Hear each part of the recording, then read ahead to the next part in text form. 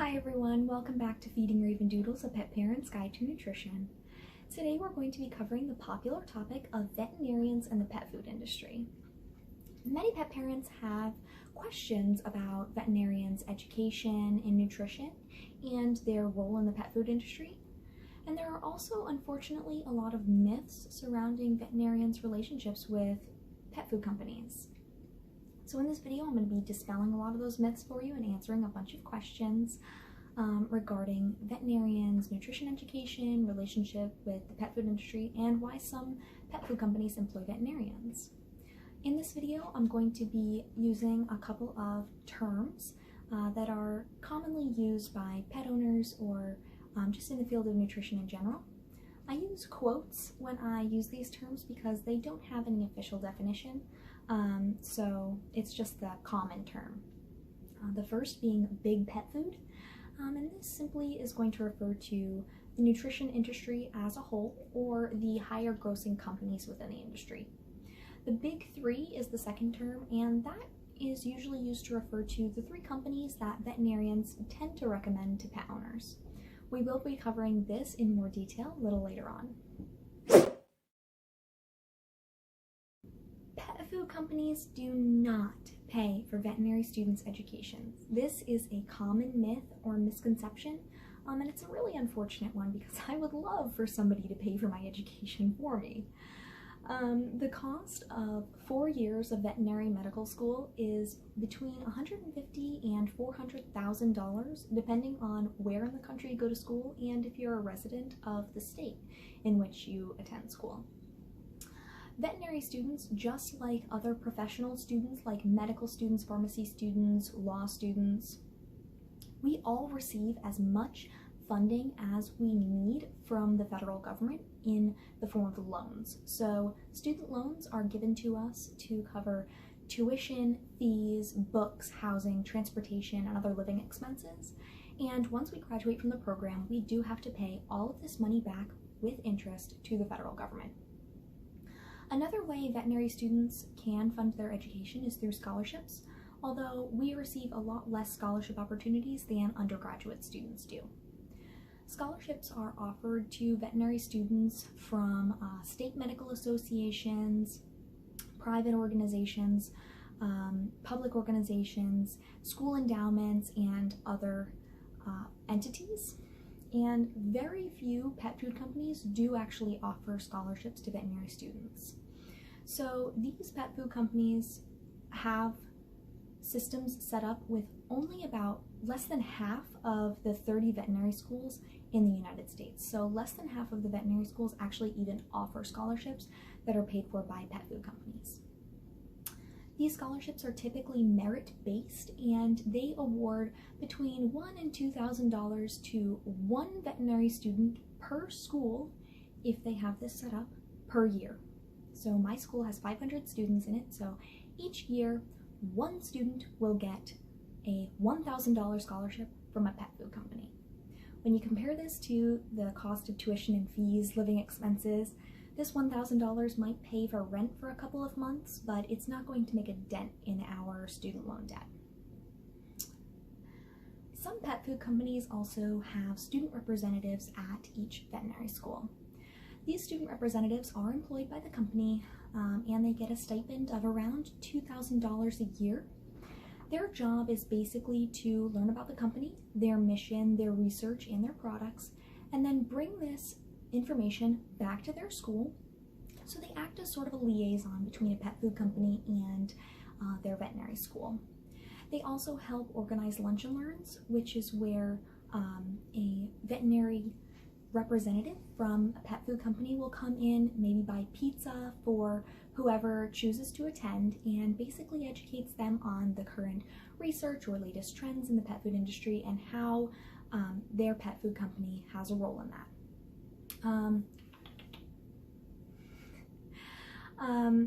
This is not exclusive to nutrition. This also happens with medical supply companies, pharmaceutical companies, and corporate hospitals and other entities. So it's not exclusive to nutrition. Many other companies have student representatives as well.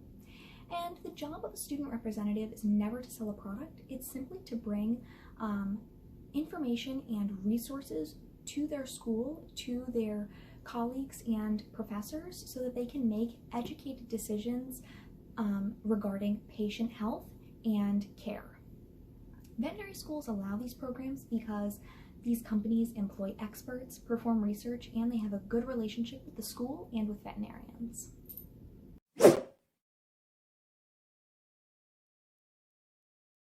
Veterinary schools and universities in general rely on donations from many sources to help their school become better and more advanced and to benefit their students and their patients. Some pet food companies are in the position to donate money to veterinary schools, and usually this money is used to build new kitchens, laboratories, or wards in veterinary hospitals. This benefits schools who are in desperate need of nutrition funding. And the pet food companies also benefit because it helps them nurture a positive relationship with veterinary schools. Like I said, only a few pet food companies are in the position to donate money to veterinary schools, and these are the pet food companies that employ board-certified veterinary nutritionists, perform research, and have proven that they're science-based and reliable. So veterinary schools trust them and welcome their donations.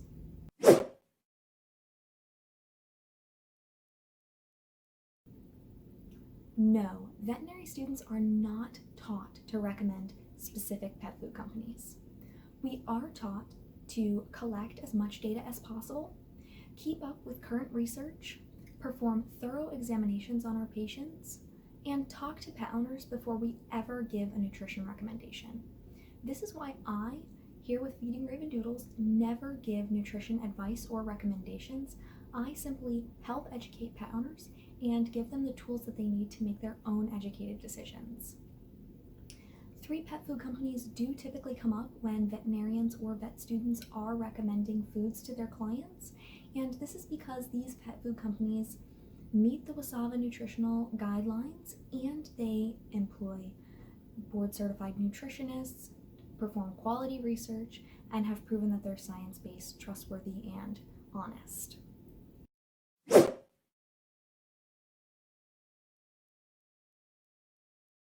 Almost all schools offer their students at least one veterinary nutrition course. Some schools can offer veterinary nutrition electives, some can even offer clinical rotations in nutrition, and some have nutrition as part of a block system with other subjects. Regardless of how it's taught, many schools are updating their curricula to emphasize the importance of veterinary nutrition in primary care. However, just like with any subject, it's impossible for students to learn everything that they can know about nutrition just by sitting in a classroom. That's why so much of our education comes on the job or in the clinic. Additionally, veterinarians are required to continue their education after they graduate from veterinary school in the form of what's called CE, or continuing education credits. CE is offered at veterinary universities, at conferences, or online all throughout the year and all over the country. This helps veterinarians keep up to date with current research and trends in all different subject areas in veterinary medicine. Veterinarians should take CE courses in subjects that are pertinent to their practice. So, small animal veterinarians should definitely be taking nutrition CE throughout the year, every year, so that they can keep up to date on nutrition.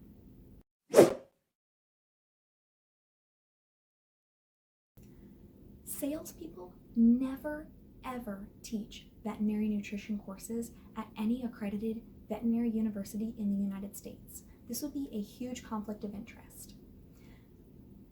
Veterinary nutritionists, so DACVNs, or Diplomats of the American College of Veterinary Nutrition, also known as board-certified veterinary nutritionists, or PhD or MS animal nutritionists, will teach veterinary nutrition courses. This is going to vary by state, school by school, and who is available to teach on staff. But many schools are fortunate enough to have board-certified veterinary nutritionists teaching our nutrition courses.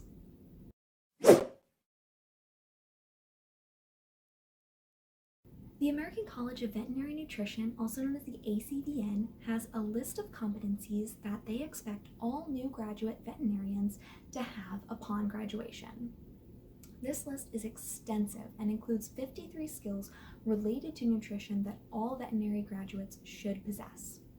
This is going to include things like communicating with pet owners about diet histories, determining whether a patient's diet is adequate for them, recognizing signs of malnutrition and being able to correct that with diet, knowing the roles of different nutrients in pet health, helping clients choose an appropriate diet for their pet and assisting them wherever necessary, referring to a board-certified veterinary nutritionist if a general practitioner, doctor of veterinary medicine, can't help with specific problems, and being able to evaluate research, marketing claims, and other statements to see if they are based in science and if they are valid.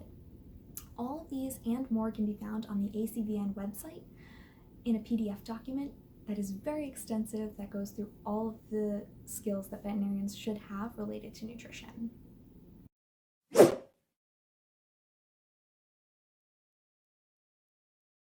Veterinarians, vet students, veterinary technicians, and clinic support staff all have the opportunity to get discounted pet food for their personal pets through certain pet food companies.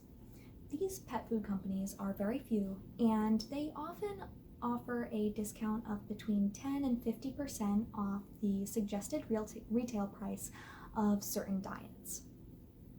Food is never free, and this discount is really only intended to keep up that positive relationship between the veterinary clinic staff and the pet food company. Veterinarians are also not paid to stock their shelves with certain diets. They do have to pay for these diets. They have to pay for the cost of the pet food directly from the manufacturer, and then they add what's called a markup price. So this is usually less than 50% for diets due to the initial high cost of this product. So the cost of the product plus the markup price is equivalent to what the consumer will pay. The markup price goes back to the veterinary clinic, and the cost of the food goes directly to the pet food company. The markup for pet foods is extremely low. Veterinarians can actually mark drugs up a lot more than they can foods because drugs have a very low initial price. So let's take this comparison for example. A 6-pound bag of a therapeutic diet might cost a veterinary clinic $15 to stock on its shelves. The veterinary clinic will mark up the diet 50% and sell the food for $22.50, making only $7.50 off of that product. By contrast, a prescription drug might only cost $2 for 10 pills. So the clinic can mark up the drug 500% since it's initially so inexpensive, and therefore make $8 off of that sale. Veterinarians who stock diets and drugs do so as a convenience to the pet owner. The markups on diets and drugs are going to cover a lot of costs. For example, the cost of loss when diets or drugs expire, to cover the cost of pill bottles and labels, and also the cost that it takes for a veterinarian to pay their veterinary technician to dispense a diet or drug properly. It also does contribute a small profit for the veterinary clinic. However, veterinary clinics make a lot more money off of services than they do off of goods. For example, a veterinary clinic might charge about $10 or $15, which is a reasonable price for a nail trim. A nail trim is going to cost the veterinary clinic very little because a pair of nail clippers costs probably less than $10, and then it usually takes about 10 minutes of a veterinary technician's time to trim an animal's nails. So all of that cost that it's going to cost the pet owner for the nail trim is going to go back directly into the business as a profit.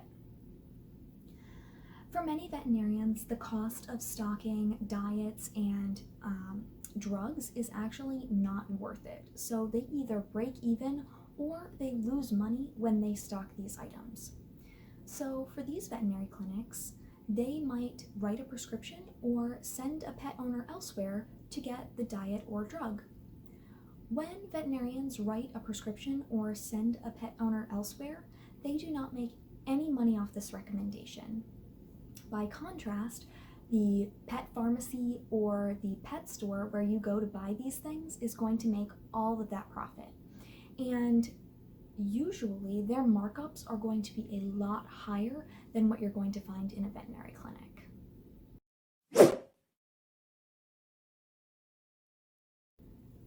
After graduation, all veterinarians have the opportunity, if they so choose, to pursue an internship or a residency in the subject of their choosing.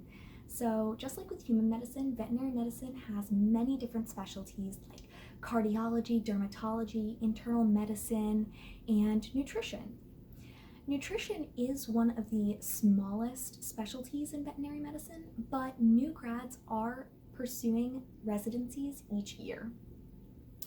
Currently, only 9 schools across the United States offer nutrition residency programs, and in order for a veterinarian to obtain a certification in nutrition, they undergo around 3 years of residency after they complete their DVM training.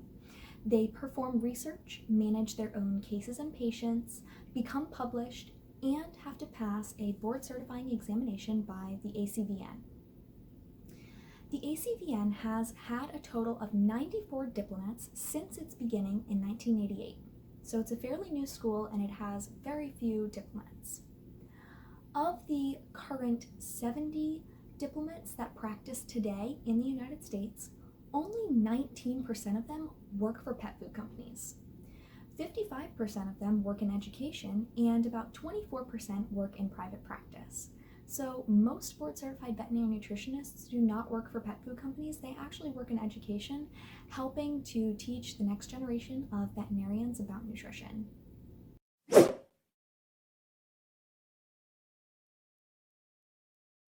Pet food companies who are based in science and perform quality research are going to employ both board-certified veterinary nutritionists and general practitioner DVMs. They may also employ other specialists like veterinary toxicologists or veterinary internal medicine specialists.